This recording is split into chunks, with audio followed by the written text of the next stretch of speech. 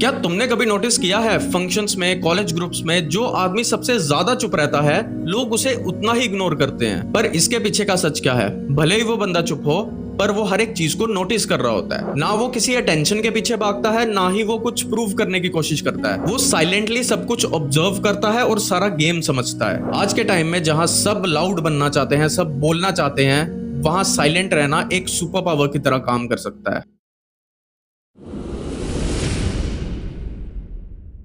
देखो, बचपन से ही हमें बहुत सारी चीजें सिखाई जाती हैं। ज्यादा बोलो, कॉन्फिडेंट रहो, लोगों के बीच रहो, सोशल कनेक्शंस बनाओ। और अगर तुम ऐसा नहीं करते हो तो लोग बोलते हैं कि ये बहुत शाई है, ये कॉन्फिडेंट नहीं है, ये बहुत अजीब टाइप का बंदा है। पर इसके पीछे की रियलिटी क्या है? देखो, इंट्रोवर्ट होना कोई प्रॉब्लम नहीं है, ये बस माइंड का एक अलग सिस्टम है कि आपका माइंड कुछ अलग तरह से काम करता है। जिस तरह से जो एक्सट्रोवर्ट लोग होते हैं वो लोगों के बीच जाके उनसे बात करके एनर्जी गेन करते हैं, लेकिन जो इंट्रोवर्ट्स होते हैं वो एनर्जी गेन करते हैं थॉटफुल प्रोसेस से, अकेले रह के। लोगों के बीच रहना, बातें करना उनको ड्रेन कर देता है, उनको थका देता है। इंट्रोवर्ट्स को लोगों से डर नहीं लगता, बस वो अपनी एनर्जी नहीं वेस्ट करना चाहते लोगों के पीछे। नेक्स्ट टाइम आप जब किसी फंक्शंस में जाओ या ग्रुप्स में बैठो, उनमें से कुछ लोग बोलते रहेंगे बट आप चुप करके उनको ऑब्जर्व करना, अपने अंदर के साइलेंस को फील करना। सिर्फ उनके वर्ड्स मत सुनना, उनकी टोन, उनके एक्सप्रेशंस और उनकी इंटेंशंस को देखना। आप एक चीज नोटिस करोगे, हर बंदा जो ग्रुप में बात कर रहा है वो अपने आप को एक्सप्रेस करने की कोशिश कर रहा है, अपना इंप्रेशन बनाने की कोशिश कर रहा है। वहां बैठा हर आदमी जल्दी से रिप्लाई देने की कोशिश करेगा, बट आप साइलेंट रहने की कोशिश करना। और जब भी आप बोलो थोड़ा सोच समझ के बोलना,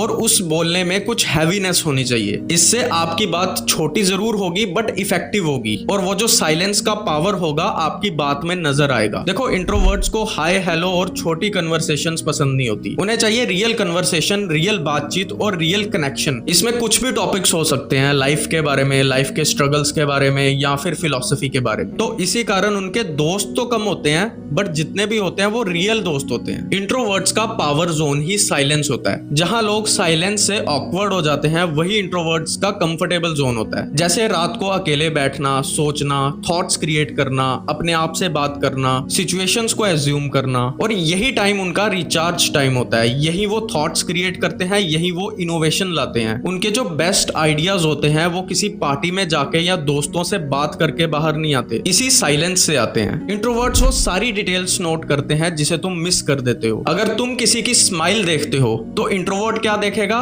कि वो स्माइल रियल है कि फेक है। अगर तुम किसी की स्टेटमेंट सुनते हो, किसी के वर्ड सुनते हो और उस पर यकीन कर देते हो, बट इंट्रोवर्ट्स उसके पीछे की इंटेंशन को भी देखते हैं। उन्हें छोटी छोटी डिटेल्स नोटिस करने की आदत होती है, जैसे फेस का एक्सप्रेशन हो गया, बॉडी लैंग्वेज, और सारे डॉट्स को कनेक्ट करके, सारी डिटेल्स को नोट करके वो अपने दिमाग में मैप बनाते हैं। सो बेसिकली इंट्रोवर्ट्स होने वाले पॉसिबिलिटीज को, होने वाली प्रोबेबिलिटीज को पहले से ही इमेजिन करके बैठा होता है, पहले से ही थिंक करके बैठा होता है। क्योंकि इंट्रोवर्ट सिर्फ सोचते नहीं है, वो डीप सोचते हैं। एक छोटी सी बात भी उनके दिमाग में मल्टीपल एंगल्स से चल रही होती है। एक बात की अलग अलग पॉसिबिलिटीज निकालना उनके दिमाग की आदत होती है। बट यहां मैं कहना चाहूंगा उनकी यही स्ट्रेंथ उनकी सबसे बड़ी कमजोरी भी बन जाती है, और वो कमजोरी है उनकी ओवर थिंकिंग करने की आदत। उनके एक्शंस कम हो जाते हैं और थिंकिंग एबिलिटी ज्यादा हो जाती है। तो ये ओवर थिंक करना उनकी सबसे बड़ी स्ट्रेंथ भी है और सबसे बड़ी कमजोरी भी है। अब उनकी ओवर थिंकिंग उनके लिए सबसे बड़ा ट्रैप कैसे बन जाती है उस पर हम बाद में बात करते हैं। उससे पहले हम वैलिडेशन गेम को समझते हैं। देखो, इंट्रोवर्ट्स वैलिडेशन का गेम नहीं खेलते। उन्हें हर चीज पोस्ट नहीं करनी होती, उन्हें हर चीज दिखानी नहीं होती, और ना ही हर मूवमेंट को शो करना होता है। वो क्वाइटली काम करते हैं, चाहे वो छोटा हो बड़ा हो, वो बस अपना काम करते हैं। वो कोई भी चीज वैलिडेशन पाने के लिए नहीं करते, वो कोई भी चीज दिखाने के लिए नहीं करते,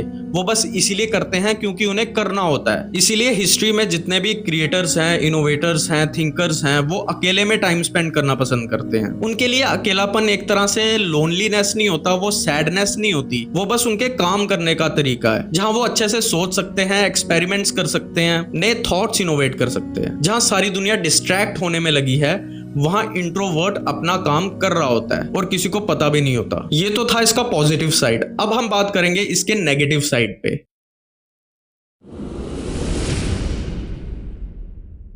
ओवरथिंक करना इंट्रोवर्ट्स की सबसे बड़ी कमजोरी कैसे बन जाती है? देखो, ज्यादा अकेला रहना कभी कभी आपको लोनलीनेस की तरफ ले जाता है। ज्यादा सोचना ओवरथिंकिंग बन जाता है और आप ऐसी चीजों को इमेजिन करने लगते हैं जो एग्जिस्ट ही नहीं करती। इस तरह से इंट्रोवर्ट्स अपने ही थॉट प्रोसेस में फंस जाते हैं। जैसे आप कुछ किसी को बोलना चाहते हो लेकिन आप उसको उस समय नहीं बोल पाते और बाद में आपको पता लगता है और आप बाद में रियलाइज करते हो कि हाँ, मुझे ये बात उसे कहनी चाहिए थी। तो इससे आप अपने ही थॉट प्रोसेस में फंस जाते हो।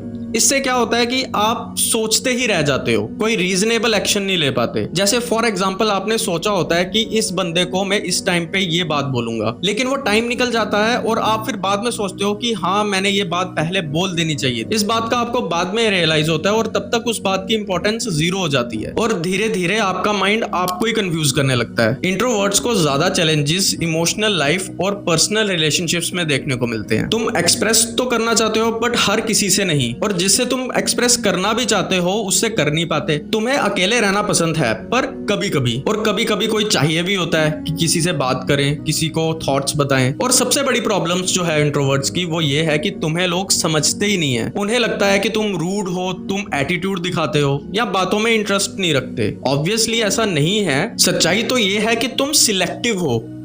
तुम एक्सप्रेस करना चाहते हो, तुम इमोशंस को दिखाना चाहते हो बट सिलेक्टिव लोगों को, सबको नहीं। सो एक्चुअल में तुम्हें एक बैलेंस बनाना है अपने इंट्रोवर्ट कैरेक्टर को लेकर और अपने एक्शंस और एक्सप्रेशंस को लेकर। तुम्हें प्रैक्टिकल स्टेप्स लेने की जरूरत है, तुम्हें एक्शनेबल स्टेप्स लेने की जरूरत है। इसका सॉल्यूशन यही है, कुछ प्रोडक्टिव काम करो, कुछ प्रोडक्टिव लोगों के साथ काम करो जिनके साथ आप अपनी फीलिंग्स को शेयर कर पाओ, जिनके साथ आप कुछ प्रोडक्टिव कर पाओ। कुछ सीखो, कुछ क्रिएट करो, कुछ बिल्ड करो। इसी चीज में इंट्रोवर्ट्स ग्रो कर सकते हैं और यही उनकी सबसे बड़ी स्ट्रेंथ है। और इसी तरीके से आप अपने साइलेंस से भी आउटपुट निकाल सकते हैं और ज्यादा आसपास की जो नॉइसनेस होगी, जो फालतू के लोग होंगे, वो भी आपसे दूर रहेंगे। स्किल बनाओ, वैल्यूएबल बनो, मल्टीपल स्किल्स को एक्वायर करो, फिर उन स्किल्स को कंबाइन करके एक वर्किंग आउटपुट में कन्वर्ट करो और तुम एक एवरेज पर्सन से अनबीटेबल बन जाओगे। फिर तुम्हें कोई नहीं रोक सकता। हर दिन मोटिवेशन नहीं आएगा, इसलिए रूटीन बनाओ। छोटे छोटे कंसिस्टेंट स्टेप लो ताकि बाद में जाके एक बड़ा आउटपुट आ सके। जहां पे बोलने की जरूरत है वहां पे सॉलिड बोलो,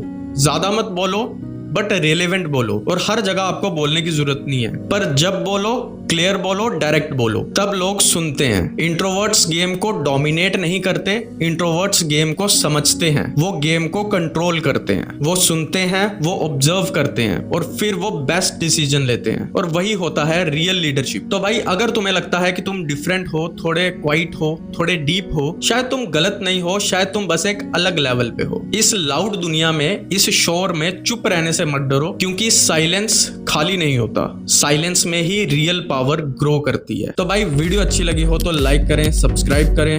तब तक के लिए जय हिंद।